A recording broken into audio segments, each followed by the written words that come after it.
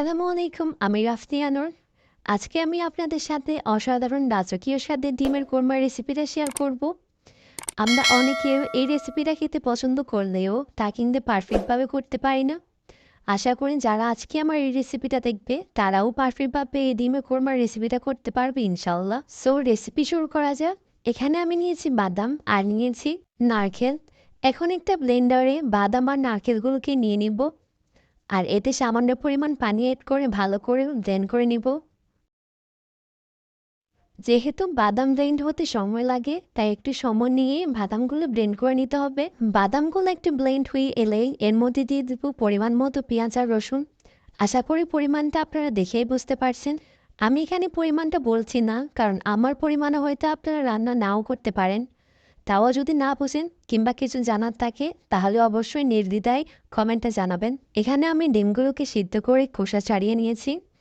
আশা করি ডিম সিদ্ধ করে খোসা ছাড়াতে সকলেই জানে, তাই জন্য ভিডিওর এই পার্টটা আমি স্কিপ করেছি। এখানে আমি ডিমের কোরমার জন্য প্রয়োজনীয় মশলাগুলোকে নিয়ে নিচ্ছি হাফ চামচ পরিমাণ মরিচের গুঁড়া, হাফ চামচের সামান্য কম হলুদের গুঁড়া, আর হাফ চামচ থেকে সামান্য বেশি মশলার গুঁড়া, আর নিয়ে নিচ্ছি পরিমাণ মতো লবণ। এখানে রান্নায় যে নর্মাল মশলাগুলো ইউজ করা হয় আমি ওইগুলাই দিয়েছি। আমি কিন্তু এখানে কোনো রকম এক্সট্রা মশলা ইউজ করিনি, আপনারা দেখতে পাচ্ছেন।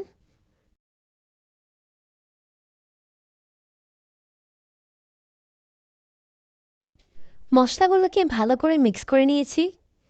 এখন যে হাঁড়িতে ডিমের কোরমাগুলোকে রান্না করব ওই হাঁড়িতে ব্লেন্ড করা পেঁয়াজ রসুন বাদাম নারকেলগুলোকে নিয়ে নিয়েছি। দিয়ে দিব পোলাও পাতা আর তেজপাতা। মিক্স করে রাখা মশলাগুলোকেও দিয়ে দিব। যে বাটিতে মশলাগুলোকে মিক্স করে নিয়েছিলাম এখন ওই বাটিতে নিয়ে নিব কাঁচা দুধ। এখানে প্রায় 160 ml এর মতো কাঁচা দুধ নিয়েছি।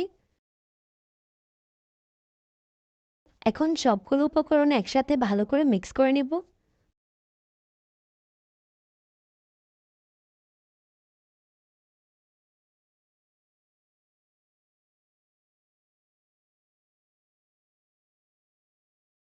চুলা ওপেন করে হাঁড়িটাকে দিয়ে দিব। চুলার আঁচ থাকবে কিন্তু মিডিয়াম টু হাই হিটে।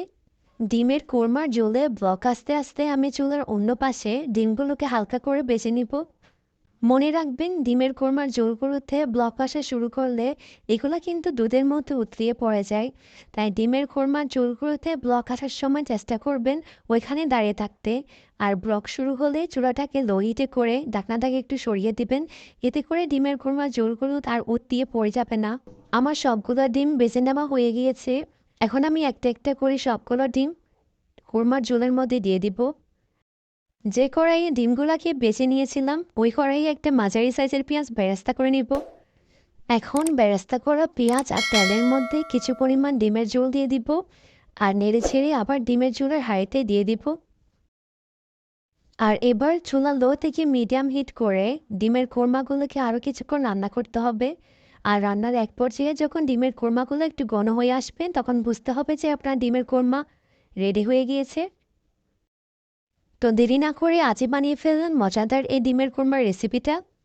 সো আমি রাফতিয়া নূর, কেমন লেগেছে আজকের এই রেসিপিটা যদি ভালো লাগে তাহলে অবশ্যই লাইক কমেন্ট অ্যান্ড সাবস্ক্রাইব করতে ভুলবেন না, কারণ আপনাদের সামান্য লাইক কমেন্ট অ্যান্ড সাবস্ক্রাইব আমাকে উৎসাহ দেয় নতুন নতুন ভিডিও বানাতে। সো আজকে এই পর্যন্তই, আল্লাহ হাফিজ।